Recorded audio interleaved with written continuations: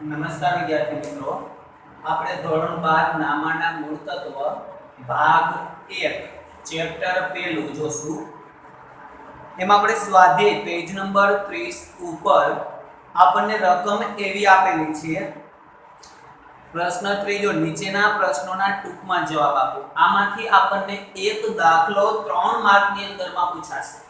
એક દાખલો આપણને 3 માર્કની અંદરમાં પૂછાશે. જો એક ભાગીદાર પેઢીમાંથી દર મહિનાના અંતે એક સરખી રકમનો ઉપાડ કરે છે. વર્ષના અંતે કુલ વાર્ષિક ઉપાડ રૂપિયા 12,000 કરેલ છે, તો ઉપાડ પર વાર્ષિક 12% લેખે વ્યાજ વસૂલ કરવાનું હોય તો વર્ષના અંતમાં ઉપાડ પર વ્યાજ ગણો. હવે જો આપણને આની અંદરમાં એવું કીધું છે કે કોઈ એક ભાગીદાર છે એ દર વર્ષના અંતે એક સરખી રકમનો ઉપાડ કરે છે. દર મહિનાના અંતે એક સરખી રકમનો ઉપાડ કરે છે. બરાબર. અને આપણને કુલ વાર્ષિક ઉપાડ 12,000 રૂપિયા આપેલો છે, તો આપણને એવું કીધું છે કે માસિક ઉપાડ શોધો. તો આપણે પહેલો પ્રશ્નનું આવી રીતે સોલ્યુશન આપી શકાય. દાખલા નંબર 1, માસિક ઉપાડ ઇક્વલ ટુ આપણે કુલ વાર્ષિક ઉપાડ કેટલો છે, તો કે કુલ વાર્ષિક ઉપાડ જો તમારે સૂત્ર બનાવવું હોય તો આવી રીતે બનાવી શકાય. કુલ વાર્ષિક ઉપાડ છેદમાં 12, એટલે કે કુલ વાર્ષિક ઉપાડ આપણને 12,000 આપેલું છે, તો 12,000 ના છેદમાં 12, તો દર મહિનાના અંતે 1,000 રૂપિયાનો ઉપાડ કરશે.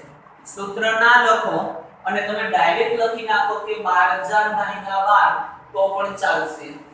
હવે આપણે જોશું, આપણે માસિક ઉપાડ મળી ગયો. હવે ઉપાડ પર વ્યાજ ગણવાનું કીધું છે, તો આપણે લખશું ઉપાડ પર વ્યાજ ઇક્વલ ટુ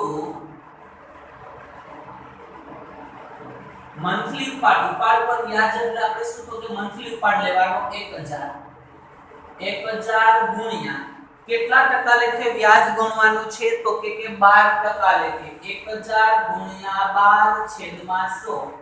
આ તો આપણી ફોર્મ્યુલા છે જે છે ઈ. હવે જો આપણને દર માસના અંતે ઉપાડ કરવાનું કીધું હોય તો આપણે શું લખવાનું, ગુણ્યા 66 ના છેદમાં 12. આપણને એવું કીધું હોય કે દર માસની શરૂઆતમાં ઉપાડ કરેલ છે, તો આપણે કેટલા લખવાના, 78 ના છેદમાં 12. આ કેવી રીતે આવે એ આપણે તમને ડીપમાં સમજાવી દીધું છે.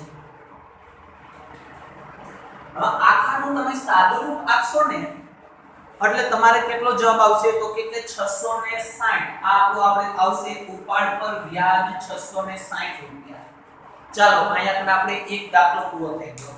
હવે દાખલા નંબર 2, અમૃતા અને દિવ્યા એક ભાગીદારી પેઢીના ભાગીદારો છે. અમૃતા અને દિવ્યા એક ભાગીદારી પેઢીના ભાગીદારો છે. તેઓની મૂડીનું પ્રમાણ 3:2 છે. પોઈન્ટ નોટ કરજો વિદ્યાર્થી મિત્રો. આપણને નફા નુકસાન ફાળવણીનું પ્રમાણ નથી આપ્યું. આપણને જે આ પ્રમાણ આપ્યું એ શું આપ્યું છે, તો કે મૂડીનું પ્રમાણ આપ્યું છે. અમૃતાને તેનું કમિશન બાદ કર્યા પછીના ચોખ્ખા નફા પર 8% કમિશન આપવાનું છે. જો વર્ષના અંતે પેઢીનો નફો 96,876 હોય તો અમૃતાને કુલ કેટલી રકમ મળે. આપણને પ્રશ્ન એવો પૂછ્યો છે કે અમૃતા અને દિવ્યા એક ભાગીદારી પેઢીના ભાગીદારો છે. પહેલા તો આપણે શું શોધવાનું ને એ પહેલા ક્લિયર થઈ જવું જોઈએ. આપણને એવું કીધું છે કે અમૃતાને કુલ કેટલી રકમ મળશે, તો એક તો આપણે શું અમૃતા ભાગીદાર છે તો એને એક નફો મળશે, અને બીજું આપણે કમિશન આપવાનું. એ કોને આપવાનું, તો કે અમૃતાને આપવાનું છે, એટલે એને નફો અને કમિશન મળશે. તો પહેલા વેલું આપણે નફો શોધવાનો અને કમિશન શોધવાનું, એ બેનો સરવાળો કરી દો એટલે ત્યાર પછી આપણને શું થશે, તો કે રકમ મળી જશે. તો આપણે પહેલા જોઈએ, પહેલા આપણે અમૃતાને મળતું કમિશન જોઈ. દાખલા નંબર 2,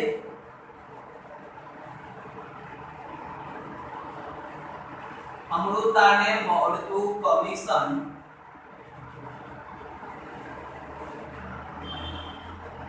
ઇક્વલ ટુ કમિશનમાં સૂત્ર આપણે શું આવશે તો કે સૂત્ર મૂકો તો આવું મૂકી શકાય નફા ઉપર કમિશન ચૂકવવાનું અમૃતાને મળતું કમિશન ઇક્વલ ટુ નફો ગુણ્યા કમિશનનો દર છેદમાં 100 પ્લસ કમિશનનો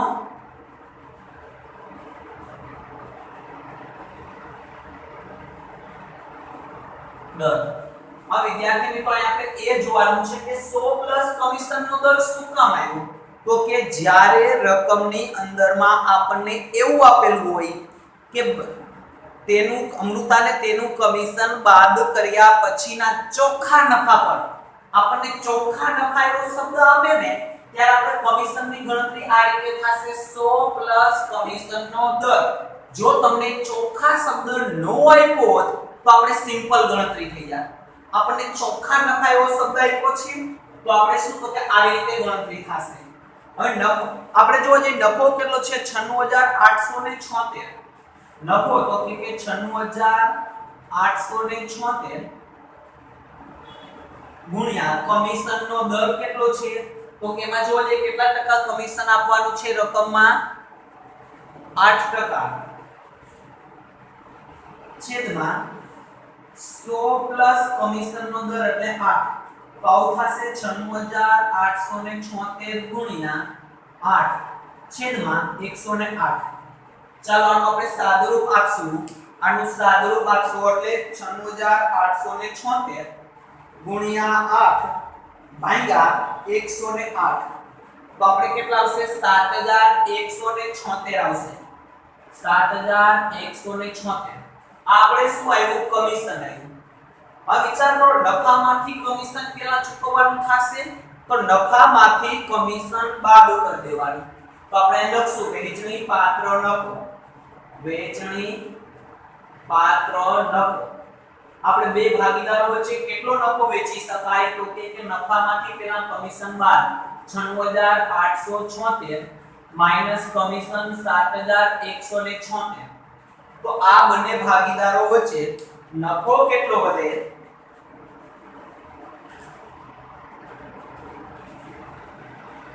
89700 કેટલો નફો વધશે 89700 આપણો વહેંચણી પાત્ર નફો આવી ગયો હવે શું કરશું આપણે તો કે અમૃતાનો આપણને શબ્દ આપ્યો તો આપણે લખશું અમૃતાને મળતો નફો હવે જો જે નફા નુકસાન ફાળવણીનું પ્રમાણ આપ્યું છે આપણને તો કે નફા નુકસાન ફાળવણીનું પ્રમાણ નથી આપ્યું આપણને જે 3:2 આપ્યું ને એ તો આપણે ભૂલ થાય એટલા માટે લોકોએ મૂડીનું પ્રમાણ આપ્યું છે તો નફા નુકસાન ફાળવણીનું પ્રમાણ નો આપે ત્યારે આપણે શું કરવાનું તો કે સરખા ભાગે નફો વેચી દેવાનો તો 89700 ભાગ્યા 2 બે શું કામ આવ્યા તો કે બે જ ભાગીદાર આપ્યા છે અમૃતા અને દિવ્યા જો 3 ભાગીદાર આપ્યા હોત તો આપણે 3 ભાગ હતા તો 89700 ભાગ્યા 2 કરો તો કેટલા આવશે 44850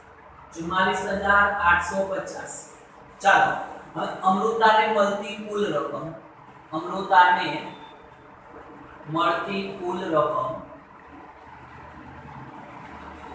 ઇક્વલ ટુ નફો પ્લસ કમિશન નફો અને કમિશન બે બનશે નફો કેટલો છે 44850 અને કમિશન કેટલું છે 7176 આ બેનો સરવાળો કરશું તો આપણે કેટલું કમિશન આપણે કુલ કેટલી રકમ મળશે 52026 ચાલો આની અંદરમાં કાઈ ના સમજાણું હોય તો કેજો પહેલા એક વસ્તુ યાદ રાખજો 11 દાખલા આપ્યા 11 દાખલા આપણને અલગ અલગ રીતના આપ્યા છે કઈ રીતે આવશે તો કે આપણને રકમમાં એવું કીધું છે કે અમૃતાને તેનું કમિશન બાદ કર્યા પછી ચોખ્ખા નફાના 8% કમિશન આપવાનું એક પોઈન્ટ અહીંયા જ યાદ રાખવાનો છે ચોખ્ખા નફા એવો શબ્દ આપે ને એટલે આપણે આ રીતે આવશે 100 કમિશનનો દર જો ચોખ્ખા નફા શબ્દ ના આપ્યો તો આ ટોપિક નો આવત આપણે એટલે આ એક પોઈન્ટ યાદ રાખવાનો છે તમારે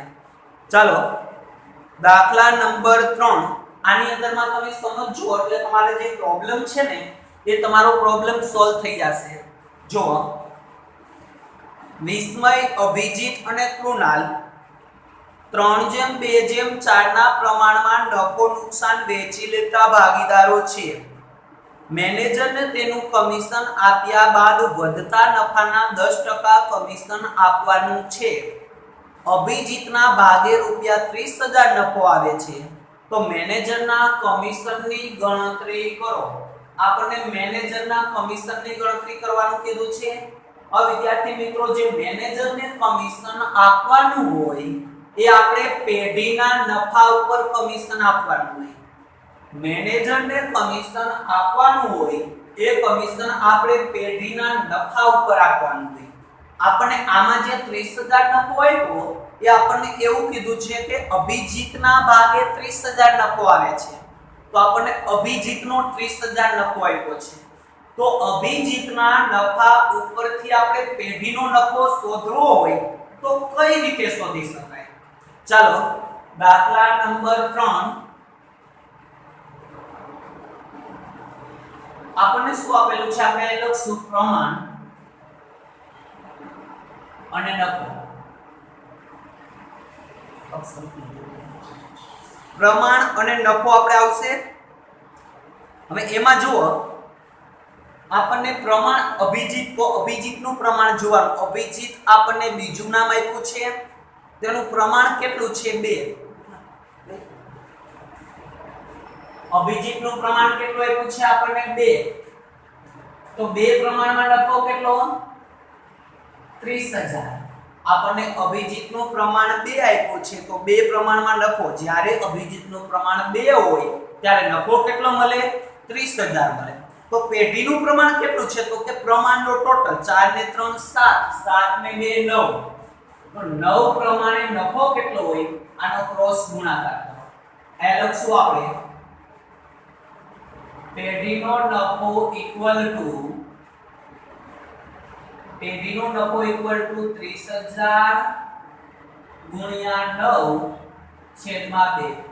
આનું સાદુરૂપ આપશો તો કેટલા આવશે? જો જઈ 30,000 ગુણ્યા 9/2, 1,35,000 આવશે પેઢીનો નફો. 1,35,000 પેઢીનો નફો આવ્યો. હવે વિચારો, પેઢીનો નફો આપણને મળી ગયો તો આપણે મેનેજરના કમિશનની ડાયરેક્ટ ગણતરી થશે. મેનેજરનું કમિશન ઇક્વલ ટુ નફો 1,35,000 ગુણ્યા કેટલા ટકા કમિશન આપવાનું છે? તો કે રકમની અંદરમાં 10% કમિશન આપવાનું કીધું, ગુણ્યા 10 છેદમાં કેટલા આવશે? તો કે 100. અહીંયા એક પોઈન્ટ નોટ કરજો. અહીંયા કને મેં શું કર્યું? 100 પ્લસ કમિશનનો દર આપ્યો છે અને અહીંયા કને મેં ડાયરેક્ટ 100 આપ્યા છે. આમાં રીઝન શું? તો કે આમાં બીજા દાખલામાં જે મને રકમ આપવામાં આવેલ હતી એમાં મને ચોખ્ખા શબ્દ આપ્યો તો ચોખ્ખા નફાનો દર, અને આમાં મને ડાયરેક્ટ કીધું છે કમિશનનો દર. ત્રીજા દાખલાની રકમમાં ચોખ્ખા એવો શબ્દ આપ્યો નથી. તો આપણે કમિશન કેટલું આવશે? 13,500. ચાલો દાખલા નંબર 4. રાજકુમાર, કૌશિક અને શર્માનું નફા નુકસાનનું પ્રમાણ 15:10:9 છે. જો વર્ષના અંતે પેઢીનો કુલ નફો ₹68,000 થયો હોય તો દરેક ભાગીદારને મળતો નફો શોધો. વિદ્યાર્થી મિત્રો, આ જે દાખલો છે ને એ સાવ સાદો દાખલો છે. આપણે જે વેચણી આપણે પ્રવેશ નિવૃત્તિમાં જે રીતે આપણે નફો વેચી છે ને એવી જ રીતનો આપણે સાવ સાદો દાખલો છે. આની અંદરમાં કોઈ કઈ નવીન પોઈન્ટ આવતો નથી. દાખલા નંબર 4. પરંતુ આમાં આપણે ગણતરી બતાવવી પડશે. પેઢીનો નફો ટોટલ કેટલો છે? તો કે 68,000. તો આપણે બતાવવું પડશે કે રાજકુમારને મળતો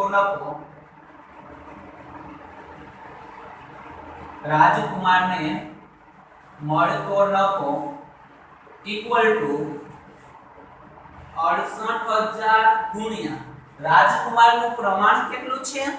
તો કે 15.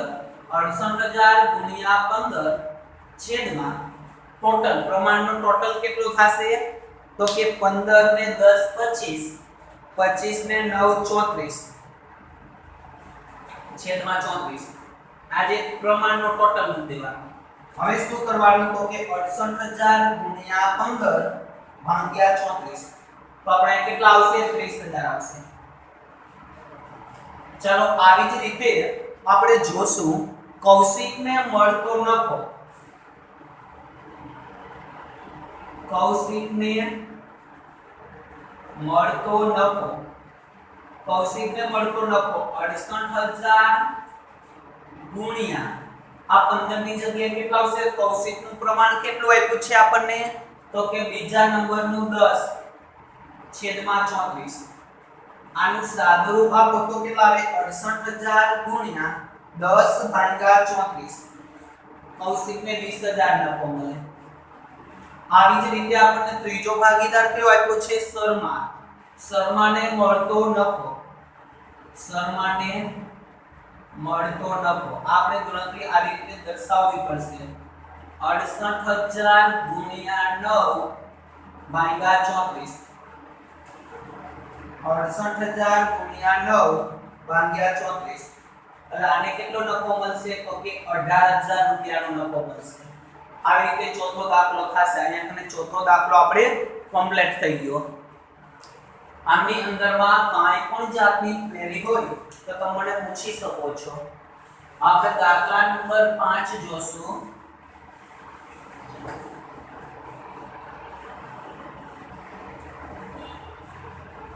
દાખલા નંબર 5 પાંચમા દાખલાની અંદર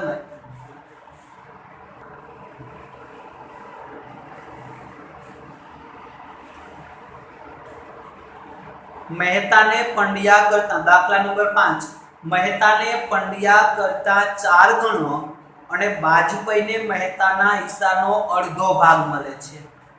તો વર્ષના અંતે પેઢીનો નફો ₹87500 થયો હોય તો દરેક ભાગીદારને મળતી નફાની રકમ શોધો. આમાં સમજો વિદ્યાર્થી કે આપણને મહેતાને પંડ્યા કરતા 4 ગણો જેની સાથે સરખામણી કરવામાં આવી હોય એનો આપણે જેની સાથે સરખામણી કરવામાં આવી હોય ને એનો આપણે નફાનો ભાગ આપણે ધારી લેશું. જેની સાથે સરખામણી કરવામાં આવી હોય એનો આપણે શું કરવાનું તો કે જે નફાનો ભાગ હોય ને એ આપણે ધારી લેવાનો. તો આમાં સરખામણી કોની સાથે કરવામાં આવી એ આપણે ગોતવાનું. તો કે મહેતાને પંડ્યા કરતા તો મહેતાની સરખામણી પંડ્યા સાથે થઈ તો આપણે ધારો કે પંડ્યાનો નફા ભાગ ધારી ગમે તે ધારવાની છૂટી. જનરલી પોઈન્ટમાં ના આવે ને એવા ધારવાના. તો કે ધારો કે પંડ્યાને મળતો નફામાં ભાગ ધારો કે પંડ્યાને મળતો નફામાં ભાગ 1 છે. ચાલો પંડ્યાનો નફામાં ભાગ 1 ધાર લીધો. હવે આપણે રકમ વાંચતી જવાની. રકમમાં જેમ કે એમ કરતું જવાનું. મહેતાને પંડ્યા કરતા 4 ગણો ભાગ મળે તો આપણે લખશું મહેતાને પંડ્યા કરતા 4 ગણો ભાગ મળે.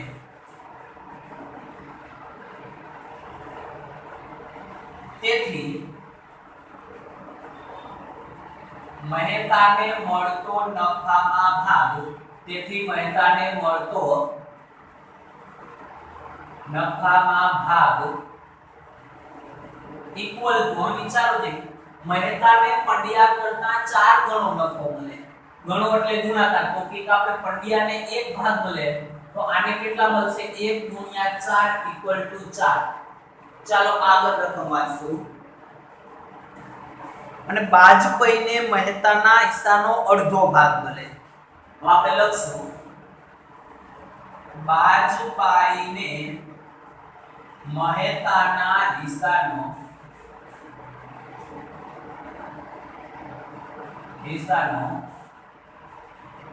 અડધો ભાગ મળે.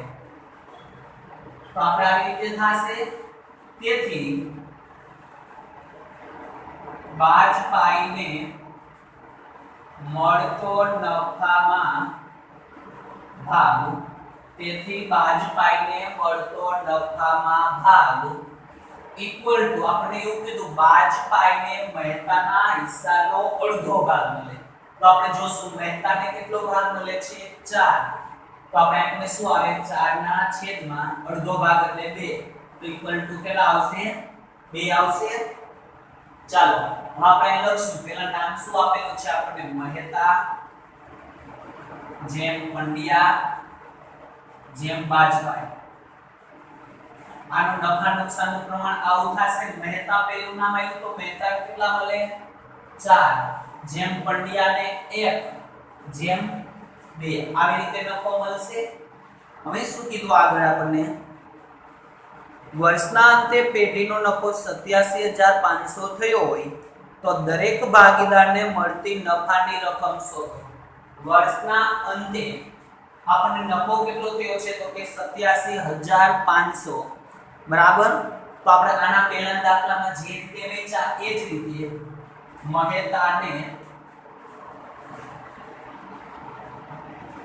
મહેતાને મળતો નફામાં ભાગ ઇક્વલ ટુ 87500 ગુણ્યા 4 છેદમાં 4 ને 6 ને 1 7. તો આપણે કેટલા આવશે 87500 ગુણ્યા 4 ભાગ્યા 7 50000 રૂપિયા મળશે. આને આવી જ રીતે લખવાનું પંડ્યાને મળતો નફામાં ભાગ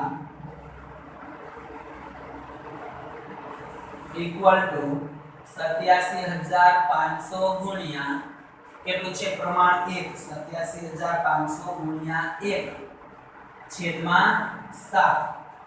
તો આપણે કેટલા આવશે 12500. બાજપાઈને આવી જ રીતે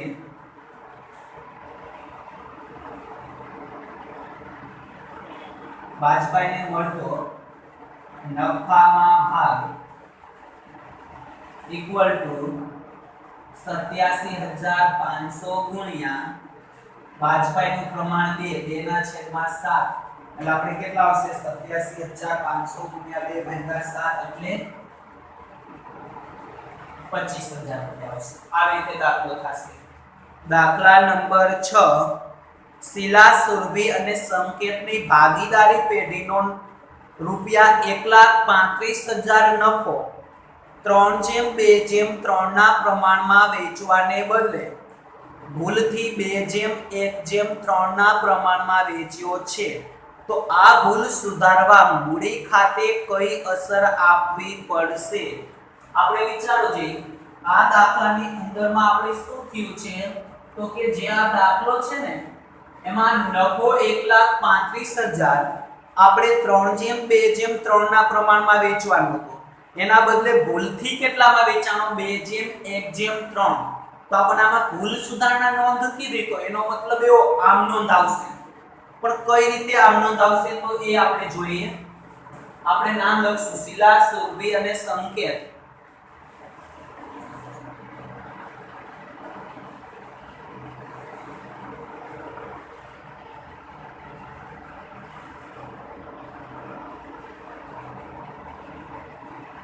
શીલા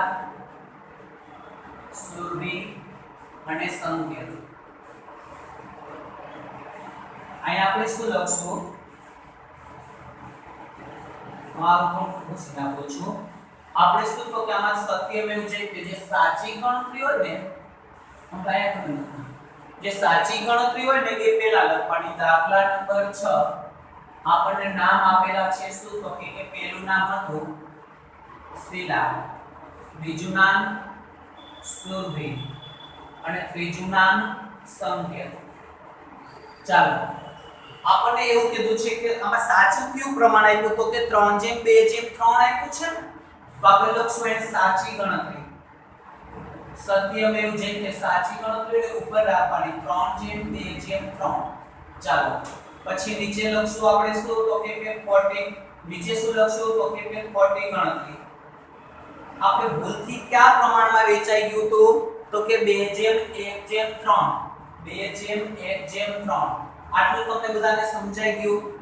1,35,000 3:2:3 માં વેચવાને બદલે 2:1:3 માં વેચાઈ ગયા હતા. ચાલો હવે શું કરશું? 1,35,000 આપ્યા છે ને, પેલા સાચી ગણતરીમાં વેચી દો. તેનો ભાગ્યા 3 ને 2 5 ને 3 8 ગુણ્યા ગુણ્યા વેચતા તો તમને આવડે છે બધાને. આના ભાગે આવશે 50,625, આના ભાગે આવશે 33,750 અને આના ભાગે આવશે 50,625. ચાલો હવે ખોટી ગણતરીમાં વેચો. ભૂલથી કયા પ્રમાણમાં વેચાણ? આમાં વેચાણ તો કે 1,35,000 ભાગ્યા 6 ગુણ્યા 2 45,000 22,500 3 એટલે કેટલા આવશે? 67,500 67,500.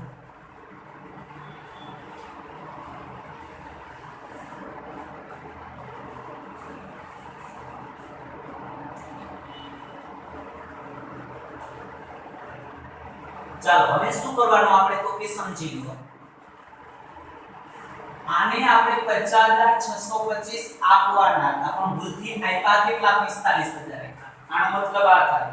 સુરભીને કેટલા આપવાના હતા? 33,750 આપવાના હતા. અપર્ણા કેટલા? તો કે 22,500. સંકેતમાં તો કે 50,625 ની જગ્યાએ આપી દીધા 67,500. તો આપણે શું કરવાનું? ઉપરમાંથી નીચેની રકમ બાદ કરવાની. 50,625 માઈનસ 45,000 કરો એટલે કેટલા આવશે? 5,625.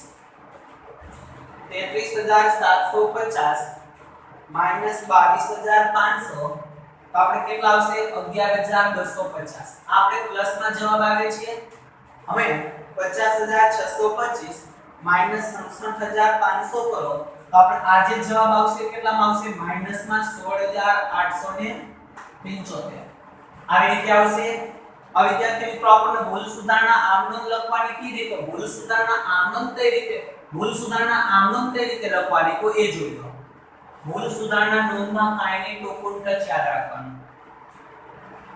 માઈનસ નિશાની હોય એનું ખાતું ઉધાર તો આપણે લખશું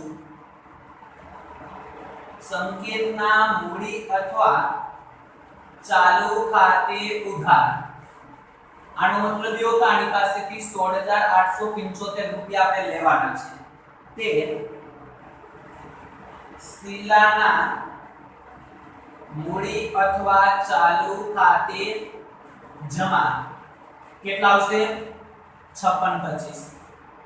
તે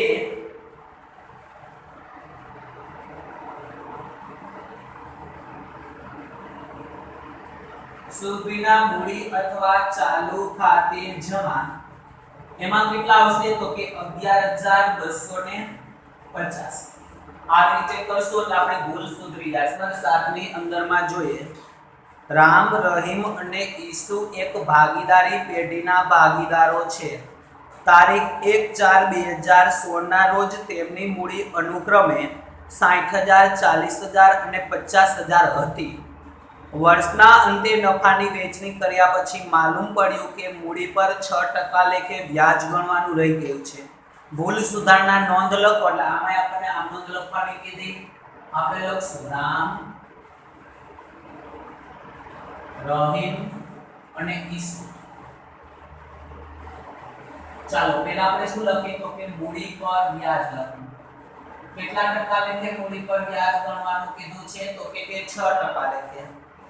ચાલો હવે આપણને શું કીધું? તો કે મૂડી ઉપર વ્યાજ ગણશું તો નફામાં વધારો થશે ઘટાડો. વિચારો જે મૂડી ઉપર વ્યાજ હોય ને ભાગીદારને ફાયદો હોય તો ભાગીદારી પેઢીને શું હોય? નુકસાન થશે. એટલે કે નફાની અંદરમાં શું થશે? ઘટાડો થશે. નફામાં ઘટાડો.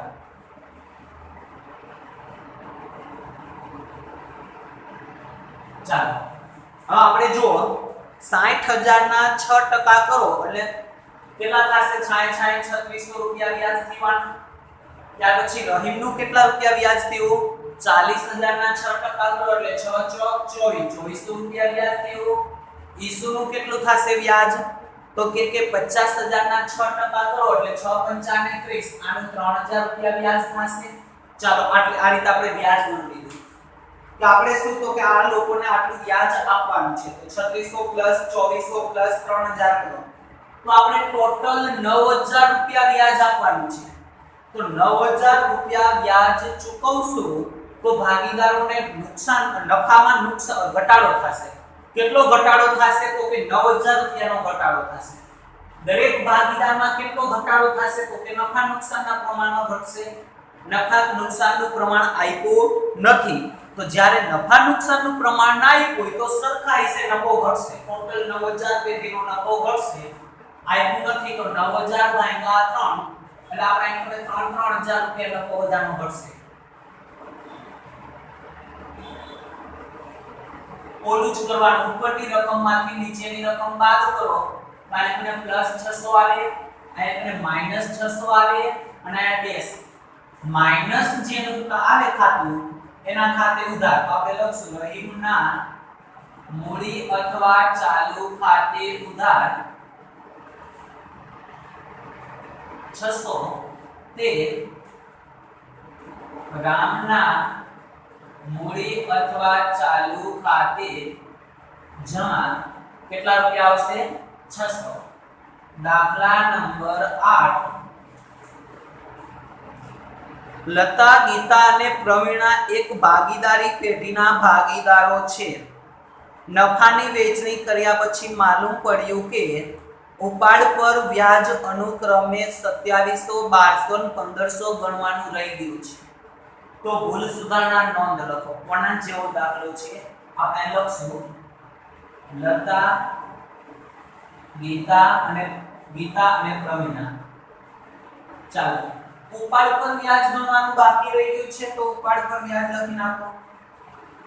ઉપાડ પર વ્યાજ કેટલા રૂપિયા ગણવાનું બાકી છે તો કે ઉપાડ ઉપર આપણે 2700 1200 લતામાં 2700 ગીતામાં 1200 અને પ્રવીણામાં કેટલું વ્યાજ ગણવાનું છે 1500। ચાલો આટલું આપણે વ્યાજ ગણવાનું છે। એક વસ્તુ યાદ રાખજો ઉપાડ પર વ્યાજ ત્યારે ઉપાડ ઉપર વ્યાજ ગણાશે ત્યારે ભાગીદારોને ફાયદો થશે કે નુકસાન થશે તો કે ભાગીદારોને નુકસાન થશે ઉપાડ પર વ્યાજ।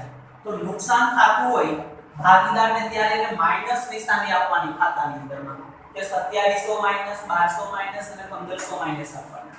હવે ઉપાડ પર વ્યાજ ગણાશે તો નફામાં વધારો થશે ઘટાડો તો કે નફામાં વધારો થશે। નફામાં વધારો કેટલો વધારો થશે તો કે જેટલા રૂપિયા વ્યાજ ગણાશે એટલા રૂપિયાનો વધારો થાય। તો આ ત્રણેયનો ટોટલ કરી અને 5400 રૂપિયાનો વધારો થાય નફામાં। આ 5400 રૂપિયા ભાગીદારોના નફા નુકસાનના પ્રમાણમાં વેચવાના। તો આપણને નફા નુકસાનનું પ્રમાણ શું આપ્યું છે તો કે કંઈ નથી આપ્યું તો ભાગ્યા 3 તો આપણે ડાયરેક્ટ 1800 રૂપિયા નફો આવશે।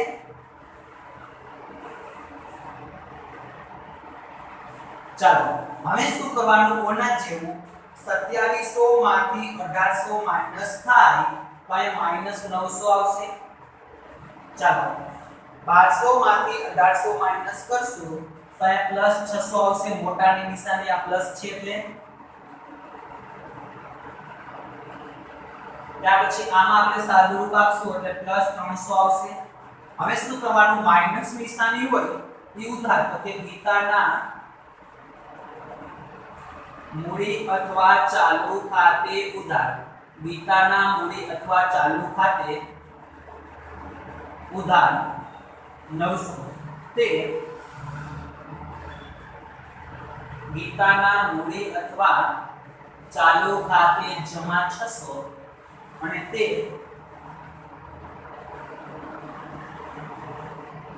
પ્રવીણાના મૂડી અથવા ચાલુ ખાતે જમા 300। આ રીતે આપણે શું થશે તો કે એન્ટ્રી થશે। ચાલો આમાં કંઈ ક્વેરી હોય તો તમે મને કહેજો। હવે દાખલા નંબર 9 તમે જ્યારે વિડિયો જોતા હોય ત્યારે રકમ બાજુમાં રાખજો। દાખલા નંબર 9 માં શું કીધું છે આપણને મુકેશ ધવલ અને વિનોદ એક પેઢીના ભાગીદારો છે। તેઓની મૂડીનું પ્રમાણ આપણને આપેલું છે 4:2:3 છે. મુકેશને નફામાંથી ઓછામાં ઓછા 35,000 મળશે જ એવી ખાતરી ધવલ અને વિનોદે આપી છે. પેઢીનો વર્ષનો નફો ₹90,000 થયો તો ભાગીદારો વચ્ચે નફા નુકસાનની વહેંચણી કેવી રીતે થશે? સમજો, ઓછામાં ઓછા 35,000 મળશે એનો મતલબ એવો કે મુકેશને નફો જેટલો થાય ઓછામાં ઓછા 35,000 મળશે, 35 કે 35 થી વધારે મળશે. જો મુકેશને 35,000 થી ઓછા રૂપિયા મળે તો જેટલા રૂપિયા ઓછા રહેશે 35,000 થી એ ઘટતી રકમ કોને પૂરી કરવાની? તો કે એ ઘટતી રકમ ધવલ અને વિનોદે તેમના નફા નુકસાનના પ્રમાણમાં પૂરી કરવાની. તો પહેલા આપણે સિમ્પલ એક ગણતરી કરી લઈએ કે 90,000 રૂપિયા નફો થાય તો આ ત્રણેય ભાગીદારો વચ્ચે કેટલા આવશે? તો આપણે લખશું અહીંયા મુકેશ,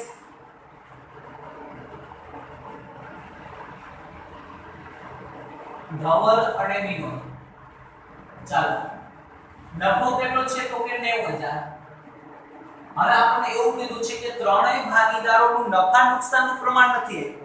ત્રણેય ભાગીદારોનું નફા નુકસાન ફાળવણીનું પ્રમાણ આપ્યું નથી. તો નફા નુકસાન ફાળવણીનું પ્રમાણ ના આપે ત્યારે આપણે સરખા હિસ્સે નફો ગણવાનો. જે આમાં આપ્યું છે ને મૂડીનું પ્રમાણ આપ્યું એ આપણે ભૂલ થાય એટલા માટે.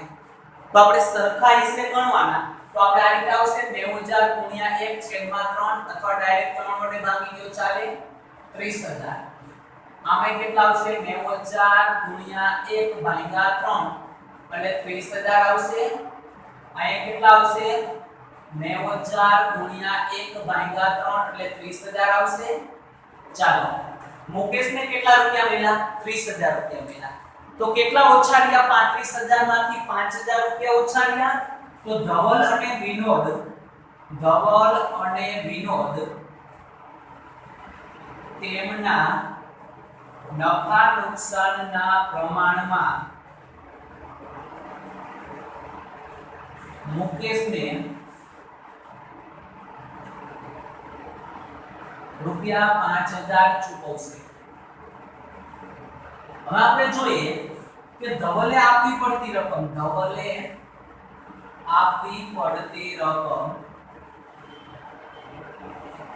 ઇક્વલ ટુ આપણે કેટલા રૂપિયા આપવા પડશે? તો કે ટોટલ 5,000 આપવાના છે.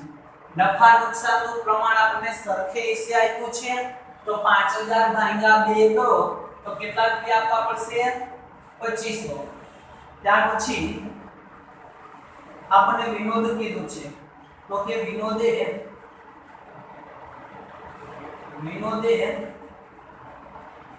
આપવી પડતી રકમ ઇક્વલ ટુ 5,000 છેદમાં 2 એટલે કે 2500 થશે. ચાલો, હવે આપણે લખી મુકેશને મળતો નફો અથવા તો મળતી રકમ લખી નાખી તોય ચાલશે. મુકેશને મળતી રકમ તો કે 30,000 રૂપિયા મળે છે. બીજા શું? તો કે 2500 આ બંને રૂપિયાએ આપવી પડશે રકમ પ્લસ 2500 તો ટોટલ 35,000 થઈ ગયા. ત્યાર પછી ધવલને મળતી રકમ ધવલને કેટલા રૂપિયા મળશે? તો કે 30,000 રૂપિયા મળતા હતા એમાંથી 2500 રૂપિયા મુકેશને આપવાના. તો કેટલા મળશે? 27,500 મળશે. એવી જ રીતે વિનોદને મળતી રકમ ઇક્વલ ટુ 30,000 માઈનસ 2500 એટલે ઇક્વલ ટુ કેટલા મળશે? તો કે 27,500 મળશે. આવી જ રીતે દાખલા નંબર 10 રઘુવીરની આખરની મૂડી 80,000 છે. ચાલુ વર્ષના ઉત્પાદનના 12,500 તથા તો નફાના ₹17,800 ની અસર આપેલ છે.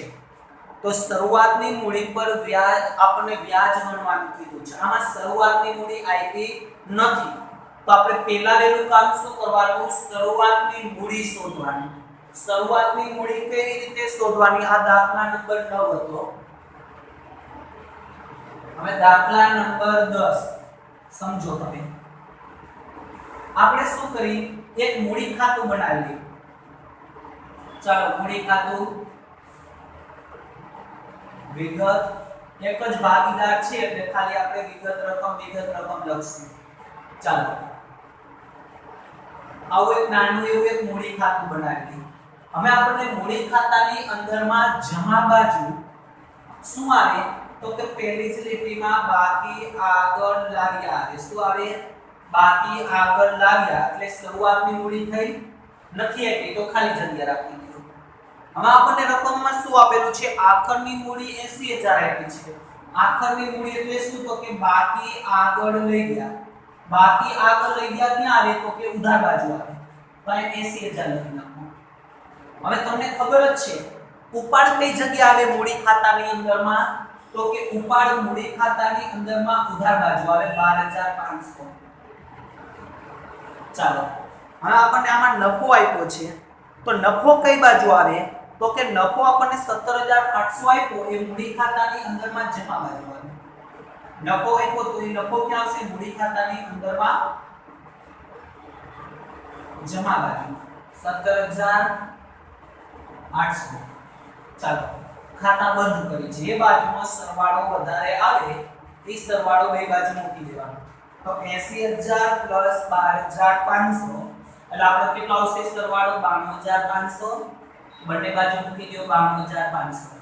92500 માંથી 17800 બાદ કરો તો 74700 રૂપિયા આવ્યા. આ 74700 શું હોય? શરૂઆતની મૂડી હોય. તો શરૂઆતની મૂડી આપણને મળી ગઈ જે શરૂઆત કીધું હતું એ. હવે શરૂઆતની મૂડી પર વ્યાજ મળ્યું. મૂડી પર વ્યાજ ઇક્વલ ટુ 74700 ગુણ્યા કેટલા ટકા લેખે વ્યાજ ગણવાનું કીધું છે તો કે 6% લેખે.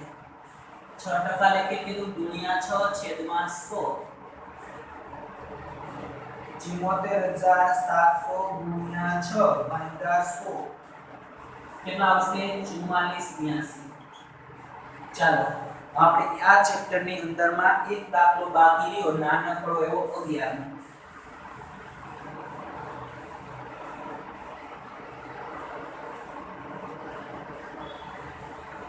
અગિયારમો દાખલો થોડુંક મગજ દોડાવો એટલે ફટ નાખ્યો થઈ જાય એવું છે. એમાં કઈ નવીન નથી.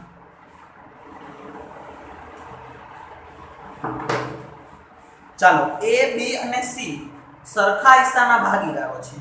ચાલો લખો અહીંયા દાખલા નંબર 11 A, B અને C આપણને એવું કીધું છે કે સરખા હિસ્સાના ભાગીદારો છે. તેમની કુલ મૂડી 4,50,000 છે. જેવું કીધું એવું લખો. ટોટલ મૂડી કેટલી છે? 4,50,000. તેમની મૂડીનું પ્રમાણ 1:3:2 છે. તો કે 4,50,000 આપી એને તમે મૂડીના પ્રમાણમાં વેચો તો બધાયની મૂડી મળી જાય. તો 3 ને 2 5 ને 1 6 4,50,000 ભાગ્યા 6 ગુણ્યા 1 ઇક્વલ ટુ એની મૂડી કેટલી થશે? 75,000. ત્યાર પછી જો જોઈએ આપણે ગુણ્યા 3 તો B ની મૂડી કેટલી થશે? 2,25,000. આવી જ રીતે આપણે 2 કરો એટલે આની આવશે 1,50,000. ચાલો મૂડી મળી ગઈ આપણને. આગળ વાંચો રકમ. પેઢી મૂડી પર વાર્ષિક 9% ના દરે વ્યાજ ચૂકવે છે. તો આપણે વ્યાજની ગણતરી કરીયો. મૂડી પર વ્યાજ કેટલા ટકા લેખે ચૂકવે છે? 9% લેખે. 75,000 ગુણ્યા 9% 6,750. 2,25,000 ગુણ્યા 9% 20,250. 1,50,000 ગુણ્યા 9%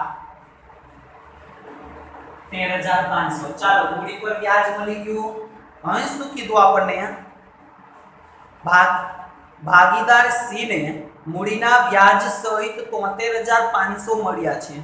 તો ભાગીદાર A અને B ને મૂડીના વ્યાજ સહિત કેટલા રૂપિયા મળશે? ચાલો ભાગીદાર C ને મૂડીના વ્યાજ સહિત તો આને મળશે શું? મૂડીના વ્યાજ સહિત કીધું તો એક તો એને મૂડીનું વ્યાજ મળ્યું હોય અને બીજું શું મળે, ભાગીદાર છે એટલે નફો મળ્યો હોય. તો એક આપણે કોલમ શું આવશે, નફાની કોલમ આવશે, નફો. ચાલો હવે આપણને એવું કીધું છે કે ભાગીદાર સી ને મૂડીના વ્યાજ સહિત 73500 મળ્યા છે. આ 73500 અહીં લખી નાખો. ચાલો આ 73500 માં કઈ કઈ રકમ સમાયેલી હશે, તો કે એક મૂડીનું વ્યાજ સમાયેલું હશે અને એક શું સમાયેલું હશે, નફો સમાયેલું હશે. યાની કે આ બે કોલમનો સરવાળો હોય. હવે માની લો કે 73500 ની અંદરમાં 13500 મૂડીનું વ્યાજ હોય. 73500 ની અંદરમાં હજી એકવાર સમજો, 73500 ની અંદરમાં 13500 આપણે શું છે, 13500 આપણને મૂડીનું વ્યાજ આપેલું છે. તો 60000 આપણે શું હોય, 60000 રૂપિયા નફો હોય. ચાલો હવે ભાગીદારો સરખા રીતે નફો નુકસાન વેચતા ભાગીદાર છે. તો સી ને 60000 રૂપિયા નફો મળે તો એ અને બી ને પણ 60000 રૂપિયા નફો મળે. ચાલો આપણને પ્રશ્ન એવો પૂછ્યો છે એ અને બી ને મૂડીના વ્યાજ સહિત કેટલી રકમ મળે, તો કે આ બેનો સરવાળો કરી નાખો. તો આને કેટલા મળે, 66750. આને કેટલા મળે, તો કે 80250. અહીંયા લખી નાખવાનું એને મૂડીના વ્યાજ સહિત મળતી રકમ 66750, બી ને મૂડીના વ્યાજ સહિત